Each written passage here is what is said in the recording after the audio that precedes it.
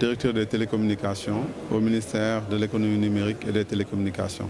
Aujourd'hui, on était réunis pour le forum libéral sur le numérique qui a été organisé par la Fondation Friedrich Naumann en collaboration avec le ministère de l'économie numérique et des télécommunications. Au-delà de la cérémonie d'ouverture où on a vu la participation de Madame le ministre Ndeye Tické Ndiaye Diop, nous étions à un panel sur le e-government. Et au niveau de ce panel, il y avait différents participants qui sont revenus non seulement sur la stratégie Sénégal numérique 2025 par rapport à la politique de l'État sur le e-government, par rapport aux attentes du secteur privé et des citoyens, par rapport à toutes les démarches administratives qui peuvent être dématérialisées au niveau de l'État. On a parlé aussi de culture numérique et d'identité numérique et bien sûr de confiance numérique. Parce que avant toute utilisation, il faut que le citoyen ait confiance à l'outil qu'il utilise.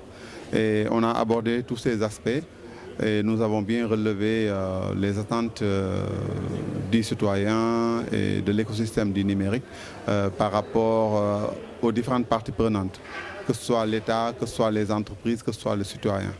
Donc c'était un panel assez riche où nous avons abordé tous ces aspects avec les différents intervenants. Oui, justement, relativement à la stratégie Sénégal numérique 2025, il y avait le prérequis 2 qui était très important, qui concerne la confiance numérique et la sécurité. Et relativement à ça, il y a un certain nombre d'initiatives qui ont été prises au niveau du gouvernement avec l'ensemble de l'écosystème. Parce qu'on a élaboré une stratégie nationale de cybersécurité. Il y a un projet de mise en place d'un centre de veille et d'alerte contre justement les incidents informatiques. Et on a aussi eu des projets relatifs à la révision du cadre juridique, justement par rapport à la protection des données personnelles des citoyens. Donc il y a un certain nombre d'initiatives justement.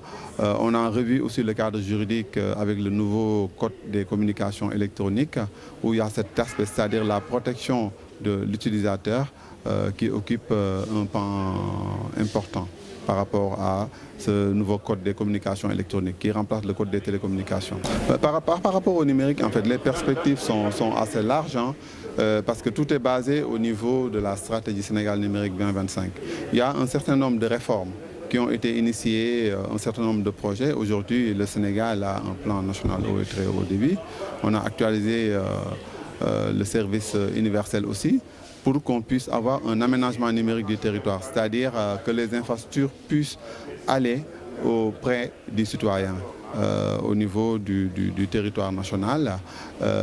Bien sûr, avec le développement des services aussi, il y a un ensemble, comme j'ai dit tout à l'heure, c'est un écosystème et chaque partie prenante a un rôle à jouer. Aujourd'hui, les opérateurs de télécommunications dotent les populations de services 4G, 4G plus même.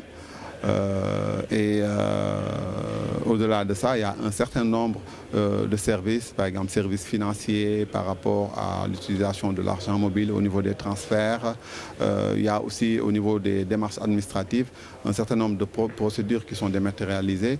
Donc il y a un ensemble d'actions faites aujourd'hui dans le cadre de la mise en œuvre de la stratégie Sénégal numérique 2025.